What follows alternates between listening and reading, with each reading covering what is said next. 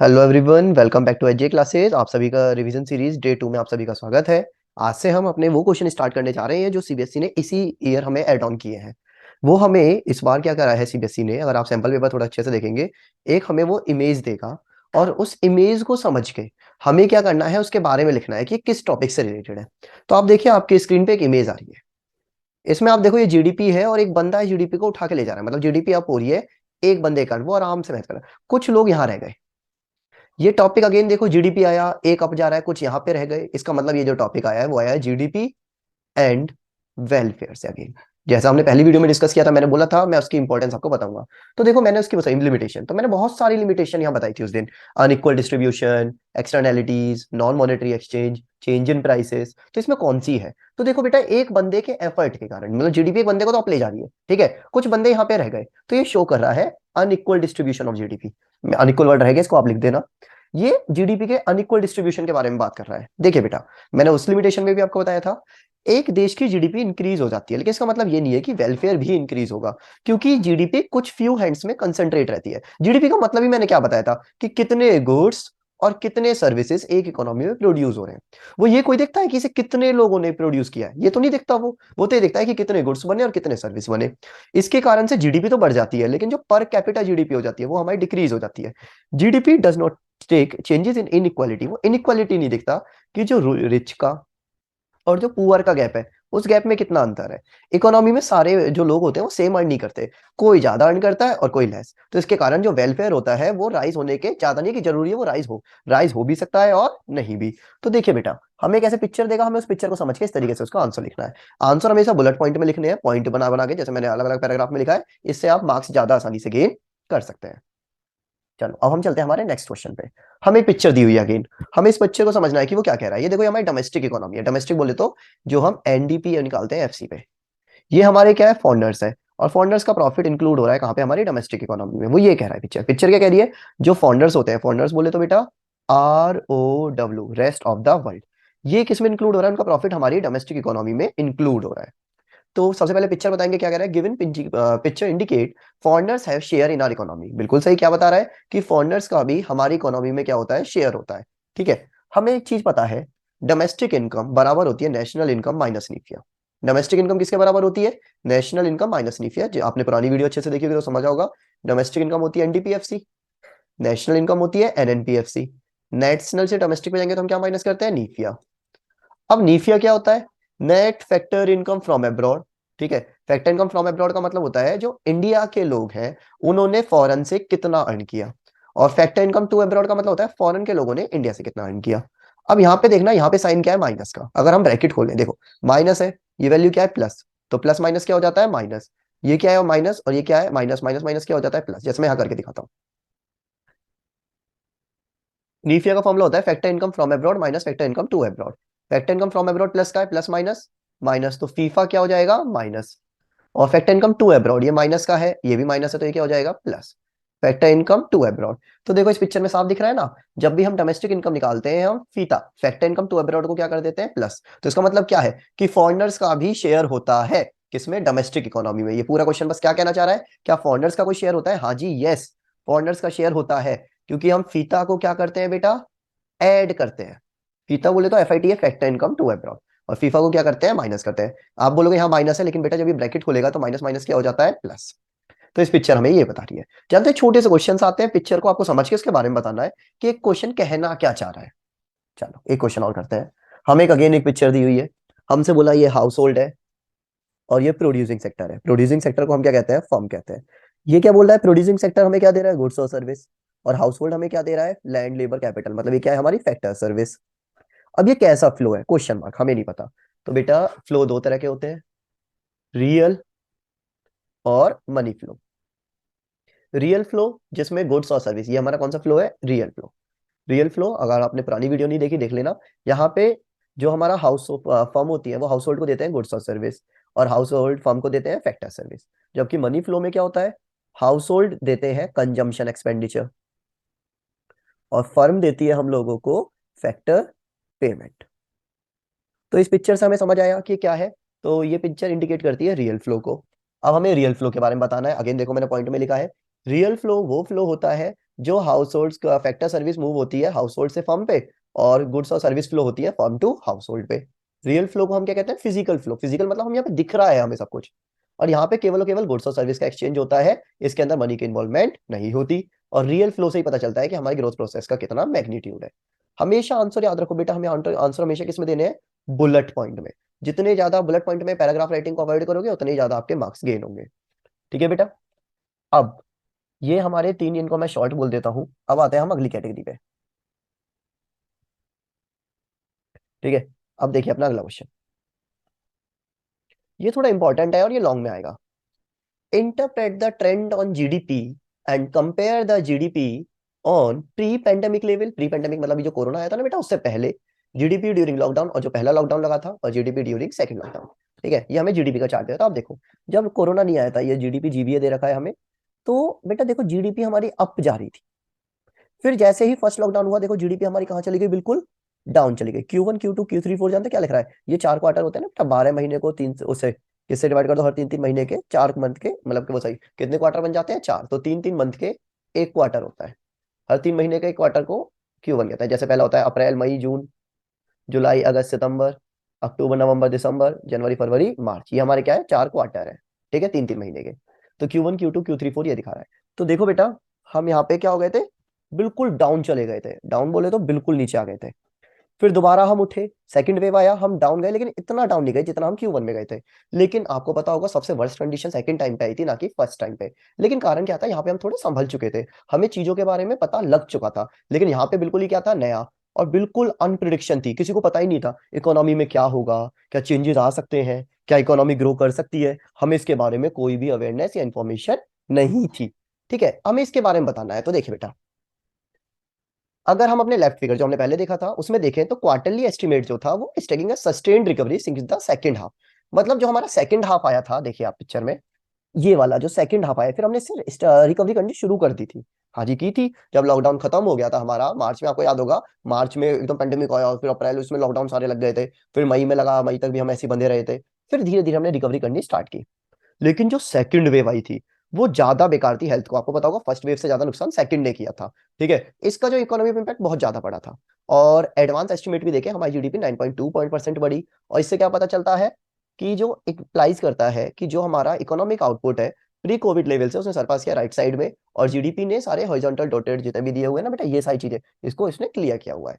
तो आपको इस पिक्चर के बारे में क्या करना था? हमें एनालाइज करना था, हमें इस पिक्चर के बारे में समझाना था। मैं 1 मिनट स्क्रीन रोकता हूँ, आप इसको एक बार या तो स्क्रीनशॉट ले लो, बाकी ये सारी जितनी भी पीडीएफ है बेटा, हम सबकी ये सारी पीडीएफ मैं उस पर डाल दूंगा हमारी वेबसाइट पे। हमारी वेबसाइट है hjclasses.com। ठीक है, मैं उस वेबसाइट का लिंक भी आपको डिस्क्रिप्शन में दे दूंगा।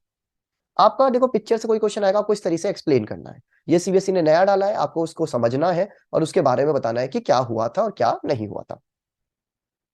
चलिए, अब ये मैं लास्ट वेरी इंपॉर्टेंट क्वेश्चन, ये आपका बहुत ज्यादा आता है। मैंने आपको मेरी तरफ से जो मुझे लगता है बहुत इंपॉर्टेंट है कि इनको हम इंक्लूड करेंगे नहीं करेंगे, इनको करने से पहले जो हमने पहली वीडियो देखी थी ना, प्रिकॉशंस, उनको अच्छे से रीड कर लेना, तो आप अच्छे से समझ सकते हैं कि क्या चीज नेशनल इनकम में इंक्लूड होती है और क्या चीज इंक्लूड नहीं होती। मैं वन बाय वन समझाता हूँ।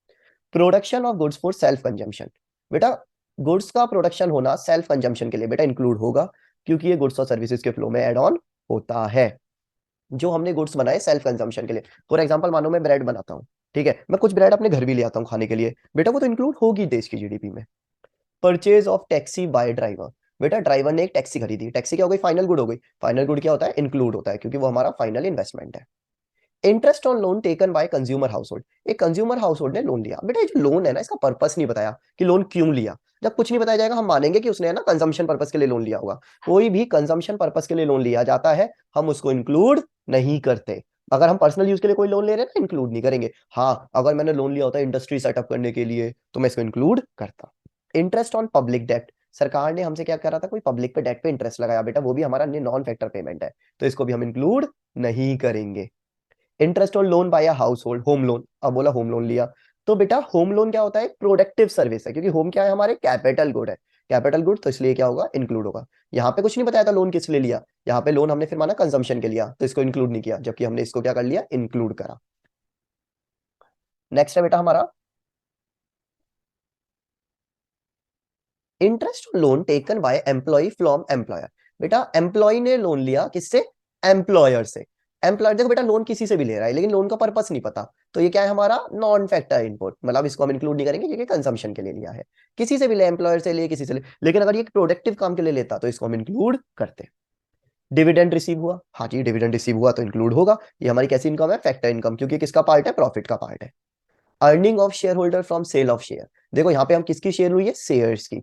मैंने आप याद करो प्रीवियस वीडियो में ही बताया था, शेयर हमारी क्या होती है? फाइनेंशियल सिक्योरिटीज, और फाइनेंशियल सिक्योरिटीज को सेल को हम इसको इंक्लूड नहीं करते क्योंकि इससे कोई प्रोडक्टिव एक्टिविटी नहीं हो रही। Dividend receive by foreigners from investment of shares in Indian company, बेटा डिविडेंड रिसीव करा है लेकिन फॉरेनर्स ने, हमारे इंडिया वालों ने नहीं करा। देखो डिविडेंड रिसीव मैंने यहाँ इंक्लूड किया था, लेकिन ये किसने रिसीव किया है? फॉरेनर्स ने, मतलब यूएसए वालों ने हमारी कंपनी के शेयर में रुपए लगाए, तो हम इसको इंक्लूड नहीं करेंगे। ठीक है, क्योंकि ये फैक्टर इनकम का पार्ट, बिकॉज ये किसका पार्ट है? फैक्टर इनकम टू अब्रॉड, ले फैक्टर इनकम फ्रॉम अब्रॉड का पार्ट नहीं है, ये किसका पार्ट है? Factor income to abroad. अब आप बोलोगे मैंने तो अभी ऊपर बताया है कि भाई फीता क्या होता है? बेटा फीता डोमेस्टिक इनकम में तो इंक्लूड होता है लेकिन नेशनल इनकम में इंक्लूड नहीं होता। ठीक है, चलो। डिविडेंड रिसीव हुआ इंडियन कंपनी का जो उसने फॉरेन कंपनी में शेयर थे, इंडिया के आदमी ने किसी विदेश की कंपनी के शेयर लिए और उसको से क्या मिला? डिविडेंड मिला, तो इसको हम क्या करेंगे? इंक्लूड करेंगे क्योंकि ये फैक्टर इनकम का पार्ट है। देख लो दोनों में अंतर है, यहाँ अपोजिट है दोनों का। Brokerage on sale of share, मैंने शेयर बिकवाई कंपनी के, उसमें मुझे ब्रोकरेज मिला, तो ये इंक्लूड होगा क्योंकि ये क्या है? एक प्रोडक्टिव एक्टिविटी है। Pension paid after retirement, retirement के बाद पेंशन दी। देखो पेंशन बहुत तरह की होती है, अगर हम पेंशन दे रहे हैं कोई ओल्ड एज पेंशन या विडो को पेंशन हम देते हैं, विधवा वो जो चल रही है, तो बेटा ये इंक्लूड नहीं होंगी। लेकिन जो पेंशन पेड होती है रिटायरमेंट के बाद ये इंक्लूड होगी क्योंकि ये हमारी क्या है? डेफर्ड वेज है। डेफर्ड वेज मतलब उसने अर्न किया, उसने मेहनत की थी उस काम के लिए, हमारे साथ काम किया था इसलिए उसे इनकम अर्न हुई है, तो इसको हम इंक्लूड करेंगे। तो याद रखना पेंशन में अगर किसी इंसान को रिटायरमेंट के बाद मिल रही है वो इंक्लूड होती है, लेकिन कोई ओल्ड एज पेंशन है वो इंक्लूड नहीं होती। अनएम्प्लॉयमेंट अलाउंस बिल्कुल सही, इंक्लूड नहीं होगा। Money receive by Indian family from relative working abroad, मानो आपके कोई दूर के रिश्तेदार हैं वो यूएस कनाडा में काम कर रहे हैं और वहां कनाडा में उनको मनी होती है, वो तुम्हें देते हैं, बेटा वो तुम्हारे फैमिली मेंबर को ही है, वो लायबल को ही है तुम्हें देने के लिए, उनकी जो मनी है वो तो ऐसे गिफ्ट की तरह दे रहे हैं तुम लोगों को, तो इनको इंक्लूड नहीं करेंगे क्योंकि ट्रांसफर रिसिप्ट है। लेकिन अगर तुम्हारा कोई फैमिली मेंबर अर्न कर रहा है बाहर तो वो इंक्लूड होगा। इनकम फ्रॉम इलीगल एक्टिविटी, बेटा आप पैसा कमा रहे हो, जैसे आप ड्रग्स कर रहे हो, चोरी छुपे काम कर रहे हो, ह्यूमन ट्रैफिकिंग का काम कर रहे हो, कोई भी अगर आप इलीगल एक्टिविटी करते हो इसको इंक्लूड नहीं करते क्योंकि एक क्राइम की कैटेगरी में आता है और इसको नेशनल इनकम में इंक्लूड नहीं किया जाएगा। नेक्स्ट है आपका compensation given by insurance company to injured worker, कोई वर्कर के चोट लगी उसे इंश्योरेंस कंपनी ने पैसा दिया। देखो पैसा मिला है लेकिन हमें पता है कि नेशनल इनकम में केवल तीन आता है, कंपनसेशन ऑफ एम्प्लॉय, और एम्प्लॉय में भी क्या आता है? जो पैसा एम्प्लॉयर देता है। लेकिन यहाँ पैसा किसने दिया है? इंश्योरेंस कंपनी वाले ने, तो इसको इंक्लूड नहीं करेंगे क्योंकि ये पैसा किसने नहीं दिया? एम्प्लॉयर ने नहीं दिया। जीएसटी ये भी इंक्लूड नहीं होती, इनडायरेक्ट टैक्स है, यहाँ पे केवल और केवल डायरेक्ट टैक्स इंक्लूड होते हैं। Salary receive by Indian employee working in embassy, इनको तो बहुत अच्छे से देखना, working in American embassy in India. देखो कोई हमारे यहाँ का इंसान है, इंडिया का, हमारे यहाँ का, और वो अमेरिका में जो हमारी एम्बेसी है वहां काम कर रहा है तो इंडिया का ही ना, तो इसको इंक्लूड करेंगे क्योंकि किसका पार्ट है? फैक्टर इनकम फ्रॉम अब्रॉड का, ये फीफा का पार्ट है। अगला rent receive by Indian resident on building rented out to foreign embassy, जैसे कोई यूएसए की एम्बेसी थी वो इंडिया में आई, उसने उसको एरिया की जरूरत थी तो किसी भारत के आदमी ने उसे वो एरिया दिया तो इंक्लूड होगा क्योंकि ये फैक्टर इनकम फ्रॉम अब्रॉड का पार्ट है। लेकिन ये वाला देखो ये इसका अपोजिट है, salary paid to Russian working in Indian embassy in Russia, बेटा रशिया की रशिया वालों की इंडिया एम्बेसी है, हम उनको सैलरी पेड कर रहे हैं, ठीक है, सैलरी पेड हो रही है रशियंस को जो वर्किंग कर रहे हैं इंडियन एम्बेसी जो रशिया की है, तो इसे इंक्लूड नहीं करेंगे क्योंकि ये किसका पार्ट है? फीता का, फैक्टर इनकम टू अब्रॉड, ये इंक्लूड नहीं होगी, जबकि फीफा है ये इंक्लूड होगा। अगला है free services by government, government कोई फ्री सर्विस देती है, हाँ जी इंक्लूड करेंगे क्योंकि गवर्नमेंट फ्री सर्विस दे रही है, किसका पार्ट है? गवर्नमेंट फाइनल कंजम्पशन एक्सपेंडिचर का, क्योंकि देश के अंदर प्रोडक्टिव एक्टिविटी तो हुई है लेकिन इसको फाइनेंस किसने किया है? गवर्नमेंट ने, लेकिन ये इंक्लूड होगी क्योंकि अगर गवर्नमेंट नहीं देती, लोग अपनी तरफ से लेते, लोग अपनी तरफ से देते तो कंजम्पशन बढ़ता, तो वो इंक्लूड तब भी होता। Profit earn by SBI in Japan, ये एसबीआई का state bank of India, India का बैंक है, और प्रॉफिट कहां से अर्न हुआ है? जापान से, हाँ जी इंक्लूड होगा क्योंकि किसका पार्ट है? फीफा का। Rent free accommodation to employee, employer कभी कभी क्या करते हैं, तुमने सुना होगा ना, बैंक में जब कोई जॉब करता है तो वो जाकर अपना कोई फ्लैट या दे देते हैं उन्हें रहने के लिए। भूतनाथ मूवी देखी होगी तो तुमने देखा होगा ना, भूतनाथ मूवी में दिखाया गया था जिसमें वो जो तुम्हारा भूतनाथ था उसका घर दे दिया गया था किराए उसके रहने के लिए। तो बेटा कोई भी रेंट फ्री अकोमोडेशन इंक्लूड होती है क्योंकि वो उनकी सैलरी का ही पार्ट होती है, सीओई का हमेशा पार्ट होती है। Purchase of stationery by PNB, PNB ने स्टेशनरी खरीदी, बेटा स्टेशनरी क्या होती है? इंटरमीडिएट गुड्स, और याद करो मैंने क्या बताया था? इंटरमीडिएट गुड्स कभी भी इंक्लूड नहीं होते। Sale of an old house, कोई पुराना घर हमने बेच दिया बेटा, इंक्लूड नहीं होगा, क्योंकि वो अभी का प्रोडक्शन कोई है, कोई पुराना हाउस बेचा गया है, तो ये इंक्लूड नहीं होगा। तो बेटा ये मेरी तरफ से बहुत इंपॉर्टेंट जो मुझे लगता है पर्सनली, ये मैंने दिए हुए हैं। आप इनके चाहो तो वन बाय वन स्क्रीनशॉट ले लो, मैं वन बाय वन दिखा देता हूँ शुरुआत से। ये पहला मिल गया आपको, जल्दी से स्क्रीनशॉट लीजिए। अब आप सभी इसी का स्क्रीनशॉट लीजिए। चलो नेक्स्ट चलते हैं, इसका भी स्क्रीनशॉट ले लीजिए आप सभी। और ये आपका लास्ट। ठीक है, बाकी ये पीडीएफ हमारी वेबसाइट पे मिल भी जाएंगे आप लोगों को, तो आप उसको वहां से भी ले सकते हैं। नेक्स्ट, व्हाट आर एक्सटर्नैलिटीज, और उसके टाइप बताओ विद एग्जांपल। तो बेटा ये बहुत इंपॉर्टेंट क्वेश्चन है। एक्सटर्नैलिटीज है क्या बेटा? कभी कभी कोई एक्टिविटी होती है, उससे हमें कोई बेनिफिट या नुकसान होते हैं, हार्म्स होते हैं, लेकिन जिसके लिए ना तो हम बेनिफिट के लिए कोई उन्हें पेमेंट करते, ना ही उन हार्म्स के लिए हम पे पेनल्टी लगाई जाती, तो उसको हम क्या कहते हैं? एक्सटर्नैलिटीज। ये दो तरह की होती है, एक होती है पॉजिटिव, एक होती है नेगेटिव। एक होती है पॉजिटिव और एक क्या होती है बेटा? नेगेटिव।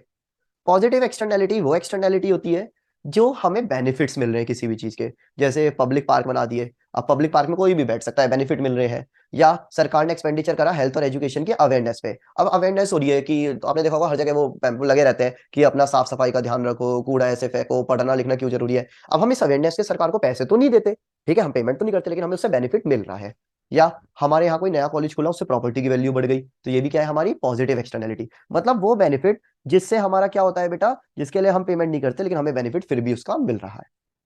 नेगेटिव एक्सटर्नैलिटी वो होती है जिससे हमारे बिजनेस को नुकसान होता है, जैसे एनवायरमेंट पॉल्यूशन हुआ, ठीक है, स्मोकिंग हुई पब्लिक प्लेस पे। अब भाई एनवायरमेंट पॉल्यूशन हो रहा है, इंडस्ट्री है, इंडस्ट्री लगी, उससे देखो जीडीपी तो बढ़ रही है, लेकिन जीडीपी बढ़ने के साथ साथ हमारा एनवायरमेंट भी तो नुकसान हो रहा है, उसकी वैल्यू भी तो जा रही है, तो इसको हम क्या कहेंगे? Negative externality. पब्लिक प्लेस में स्मोकिंग हुई, कोई स्मोकिंग कर रहा है पब्लिक प्लेस में, ठीक है, पब्लिक प्लेस में देखो भाई टोबैको प्रोडक्ट बन रहे हैं, उससे जीडीपी तो बढ़ रही है, लेकिन पब्लिक प्लेस में स्मोकिंग करने से हम लोग पे नेगेटिव इम्पैक्ट भी तो जा रहा है, हमारी हेल्थ डाउन जा रही है, तो इसको हम क्या कहते हैं? Negative externality. ये हमारे क्या है? नुकसान है। तो बेटा आई होप आप सभी को आज के इंपॉर्टेंट क्वेश्चन अच्छे से समझ आए होंगे।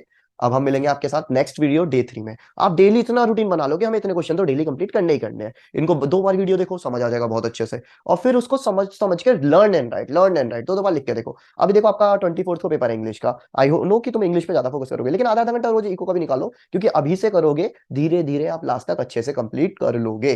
ठीक है बेटा, चलो कोई भी डाउट है कमेंट में बताओ, पर्टिकुलर टॉपिक का मेरे कोई समझ नहीं आ रहा, मैं उसके साथ उसकी भी अलग से वीडियो बना दूंगा। ठीक है, मिलते हैं आपके साथ नेक्स्ट वीडियो में, बाय, टेक केयर।